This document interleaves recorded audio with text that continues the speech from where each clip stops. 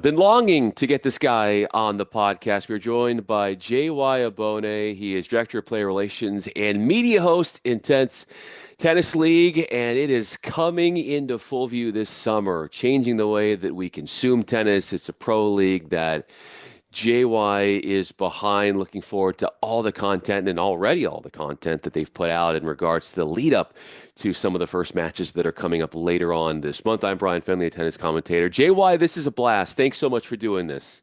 Oh, an honor to be on your podcast. I've been a fan of yours and following you since you first really joined the tennis scene. So it's cool that we get to talk. Likewise, and it's been fun just learning and being a forever student of the sport. That's how I look at myself. I'm always trying to learn, and one of the things I love about your input as far as the brand that you've put out there in social media is that there's so much instructional videos. If you go on in JY's Instagram, you're going to find all kinds of cool stuff, insights behind the sport, and what his perspective is, which is very unique and it's very informative. And as we get into that perspective when it is regarding Intennse, the excitement, we're almost there to the beginning of Intennse. I can't imagine how ready you are and just wanting to get this thing underway and show people what this is all about. Yeah, I mean it's a weird thing for me because I'm a perfectionist. I'm an over preparer, and so for me, there's almost I always feel like I want more time to prepare, but there's obviously a time where it's like, man, let's just get it rolling, right? So there's a lot that's been going on, and yeah, I think because unless you can really see it, it's kind of hard to really sell the vision with just words and stuff. And we're doing our best in trying to paint a story of what we're doing, what we're trying to solve, and how we're trying to create better pathways for tennis. But most people are visual learners, right? And that's just the way it is. And so, for a lot of people, they need to see it first to really be convinced. And so I think that's why one of my messages to the players that have jumped on from the beginning is I appreciate and respect your trust in us before we've really gotten this thing going in the way that we want. We've done some preseason test events, but what we're going to do coming up in a few weeks here is just going to be totally different. But they took the chance first, and so we are going to remember them for the rest of our time. They've taken the chance. You obviously firmly backing this incredible league, as am I, in that it's just one of the things I love about it is that it's very time friendly with people's crazy schedules. Tennis, it can go on for a long time. I love that. You love that as well. But you're getting a lot of different rule changes that are going to be present in this league. But when it comes to like consuming the content of the league and watching your broadcast, what is that going to look like? Because yes, we are visual learners, but give us a preview of what we're going to think and see and look at when it comes to that. Yeah, I mean, we're trying to provide essentially, it is going to feel and look like a different sport. So we want people to come in with just a blank slate and just see how things go. And we're just trying to provide one, just a lot more energy into tennis matches. With traditional tennis, 80% of it being walking. The hard part is that, if you get some good servers, you play on a little bit of a fast court, it can be a little bit boring sometimes. And so, more so for new fans that nowadays they have so much access to any type of entertainment within milliseconds, right? They get bored, they swipe, doing wrong. They get bored, they change the channel, and there's almost always something on. So, we need to provide something that brings more entertainment. And so, and a lot of times by changing those rules, changing that format, we can provide more action in a shorter amount of time. And then also with the broadcast too. I mean, we're trying to provide a broadcast where it's more engaging with the fans. They feel like they can be a part of it more. They can relate more to us. We're trying to take a little bit more of a conversational, fun type of mentality to this commentary, not so overly analytical. And so hopefully we can provide something not just from the sport itself, but from the broadcast side as well that brings a different perspective that we think the new generation of fans that's what they're looking for right now. And they don't want too much downtime and too much boring talk sometimes. I would think that with this new generation of fans, that one of the things that I really believe that you all fully see is the importance of relatability. When you can go to these events that your team is about to put on and you're right there with the players and they're very personable, and they're willing to interact, and they're not these like far away, I can see you but I can't mingle with you. Like there is this level of like eye to eye level between the fan and the participant, the competitor. What does that do in engaging an audience when you're able to be surrounded by these players and they're reciprocating in their interactions with you, and you are getting a relatability with the common person in just the setup and the structure of these events that you're doing? Yeah, I think more than ever, we're living in a world where fans appreciate, respect, and want that relatability with the players, even if they don't like them. Look, the easiest example is Nick Kyrgios. So there's people that love him, that there's people that don't, but guess what? Everybody goes to watch him, and that's because he's real. He's honest, and people know when someone is holding back or when they're just being their complete selves. And I think that's what we want to bring back to tennis. We've got into a place where people just they're afraid to be themselves. They're so afraid of losing sponsorships and viewerships and getting in trouble, but fans feel that, right? And I think that's why Nick Kyrgios was brought onto the broadcast. He's just honest. And sometimes you like it, sometimes you don't, but people want that. And so we're trying to bring that back to the sport of tennis to where fans can feel like they can relate more to the players. They can connect with them, they understand them, they can relate to them, they can feel what they're feeling. And then with having one an arena that the stands are going to be much closer, smaller, it's going to feel more intimate. They feel like they can connect with them more. And at the same time, you know, what's hard for me when I talk about Intennse is to keep it like simple because there's a lot we're going after. But for example, like we plan on having junior teams underneath all our pro teams because we do think that connection to the pro players is just so valuable in a motivating way. And that is part of our long term success where our juniors are connected to the pros. They can shake their hands, they talk to them, they practice next to them, they really feel like they're a part of it. We're asking our players, like, hey, like interact with the fans, talk to them. Now, if you don't want to, that's fine. But people will know when you're holding back or you are just quiet into yourself. But don't feel the need to not interact with fans. Talk to them. They'll talk back. Have fun with it. We see it in all the other sports already. It's not like we're asking for anything that's totally revolutionary. It's just different than what's currently in tennis. But when we talk about the generation of fans now, like they want to connect with the players. That's why social media, we see fans engaging more with the individual players on social media than the overall team because they're connecting with the personalities. And so we want these personalities to come out.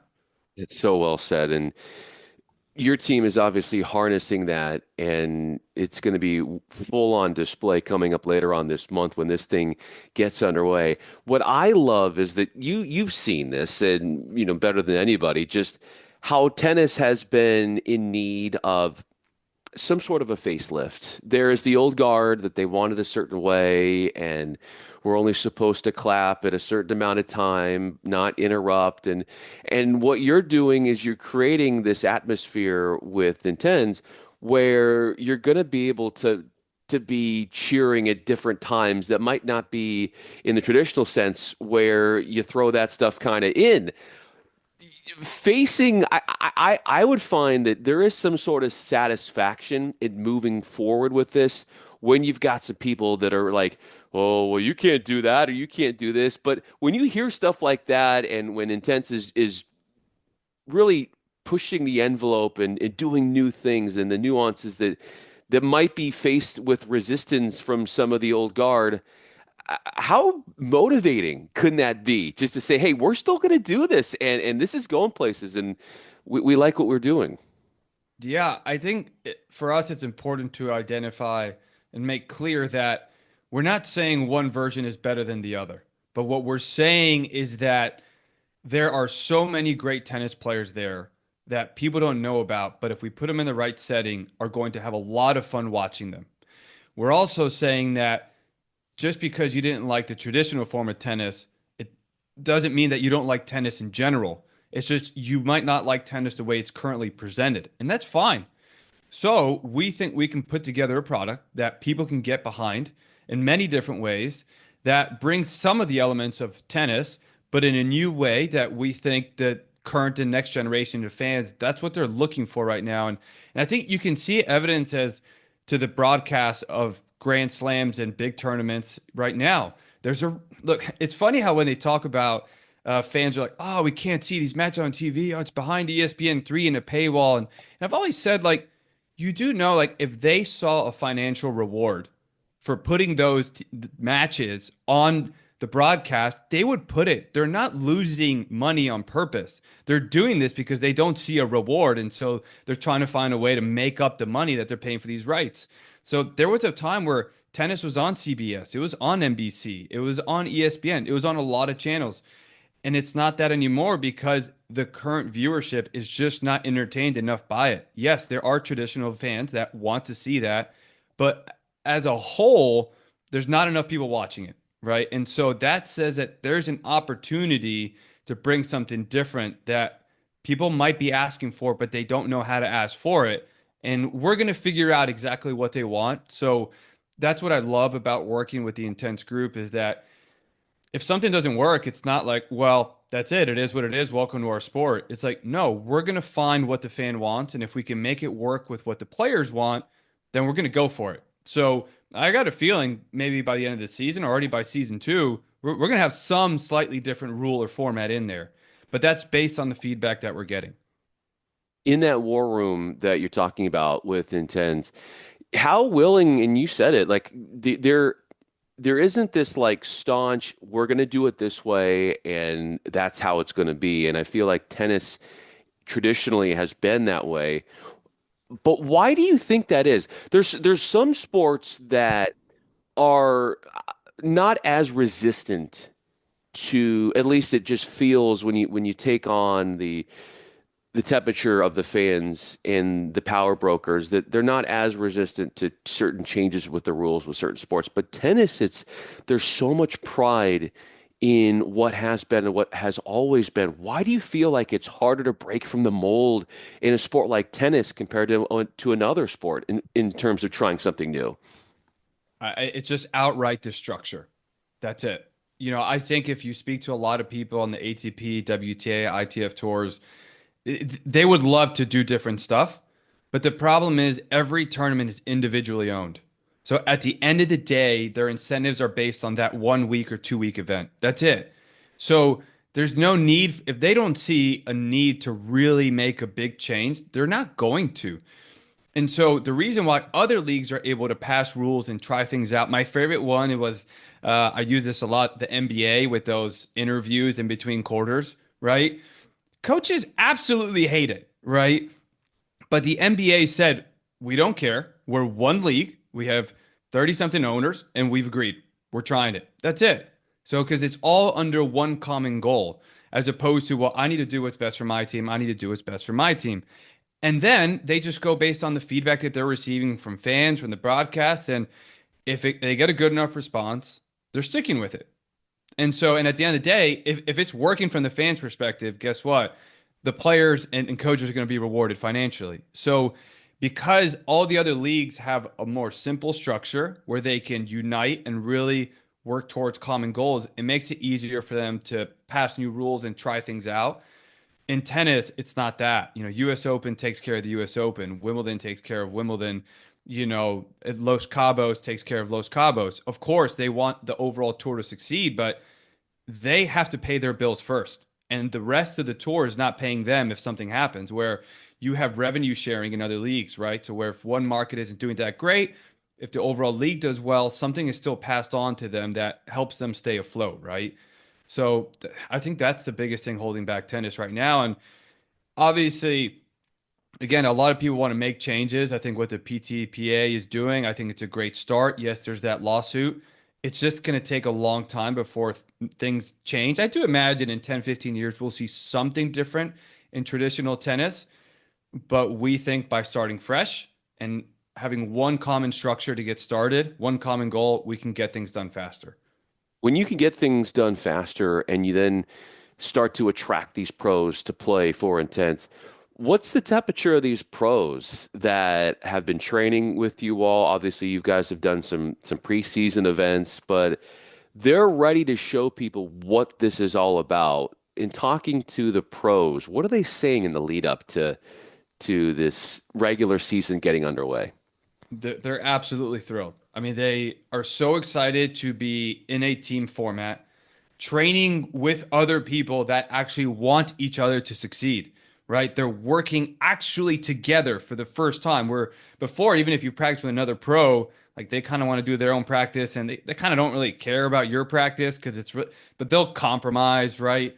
But now, like we have players literally training together, caring for each other, working together. They're going to travel together. And I think that's just it's something that most players crave and want, but they're willing to sacrifice in traditional tennis to get to those grand slams. So, but deep down, the human species is longing for community. Now, how big or small they want that community is based on an individual, but we work better in a community. And I think that's what we're bringing. And the response that we're getting is amazing. Obviously, when I talk to players that didn't take part in our preseason events, they're interested, but unless they played college tennis, they don't quite get it. But especially if they played college tennis, they're like, oh, thank heavens, like finally. And then when you talk about the travel schedule, the structure, everything that we're going for, it's everything players have been dreaming of, but now it's coming to fruition. What's the adaptation been for the players that haven't been exposed to the college game and getting them on board to the rules and what you're levying there?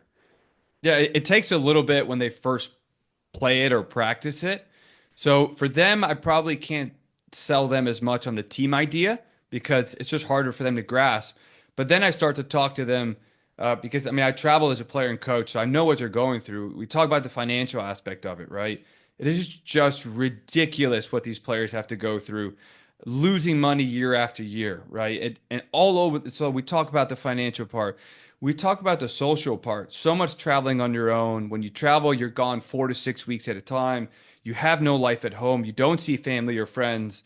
If you're traveling, maybe it's with one or two other people, and even then, they might not even come watch your match because they have to take care of they have to take care of their stuff. So I start to talk to them more about a more reasonable travel schedule, expenses being covered. You can actually make money. You can actually get an appetizer if you go to dinner because you're actually putting money in the bank account. You get to go home every week. And I start to talk about a more sustainable way of playing tennis. And that really starts to get them interested at first. Then once they get to see the team aspect and feel that, I think that's another part of it too. I think also I do talk about the team part, but then what really gets to them is it's a little bit less stress because everything is so on them when they're playing individually. It's kind of nice to have a teammate where if you're not playing great, you can kind of take a seat for a few minutes, gather yourself, but your team maybe picks it up and still make a lot of money playing tennis.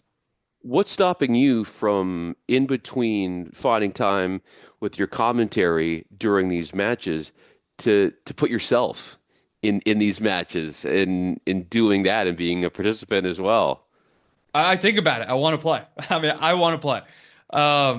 It's hard. I see it and I'm like, man, gosh, I'm a few years too late, you know? Um, yeah, I love it. I wish something like this was around. The thing is for me, like I already had that one stint where I got myself out of shape when I went to work in finance and I came back to play on the pro tour. So I respect how hard it is to get back into shape. And so I just don't know if I'm willing to do that. 2 mile run is enough for me right now. So, I haven't hit a tennis ball since I took on this role full time. Like, I think I've only hit once. So, um, yeah, I wish this was around. Maybe one day, maybe I'll step into the qualifying and just kind of have fun with it. But yeah, I'm definitely, there's a part of me that definitely wants to be in there. Lastly, the fun that's about to happen with this first event coming up later this month. Give us a sense of what you're really expecting.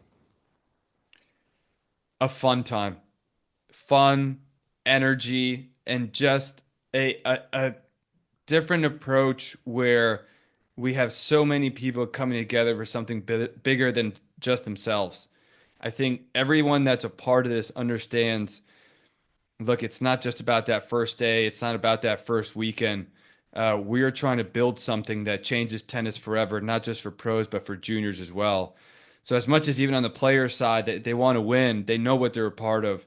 And that helps a lot because look, this is new, and of course, we're going to make some mistakes somewhere, but we're not afraid of making those mistakes because the common goal is so much bigger than one small mistake or even one big mistake because you can come back from a lot of things.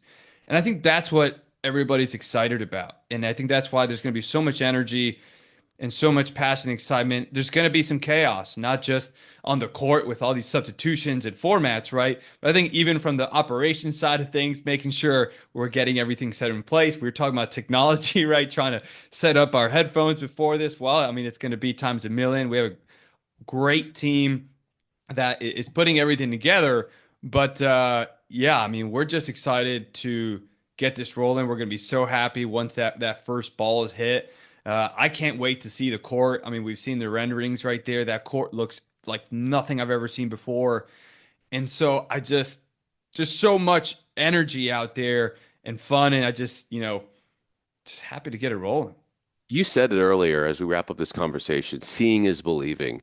As soon as people actually see this being played out, not just conceptually, but with their own eyes, that is when you're going to bring on all these new viewers and new fans, and the tides are going to begin to turn. And for the latest in terms of scheduling, days and times, go to Intense's homepage on online where you can find out all that information. You can also find a lot of cool behind the scenes content from J.Y. Aubone, who's got the host of the Zero Love podcast, and that is in association with Intennse. Really cool look behind the scenes, and he had Riley Opelka on as one of his guests. So go check out that episode as well. I'm Bryan Fenley. JY, a pleasure. Fun to chat with you. Also excited to see this thing play out later this month. And thanks for giving everybody here a snapshot of what's to come because it's almost here. Absolutely. Well, look, thanks for having me on. June 19th is going to be the first round of qualifying, and that'll be our first weekend from there where we have this thing rolling. So check us out. We'll be online. We'll be live streaming it. If you're in the Atlanta area, you can also reach out to us and get those tickets online and come in person.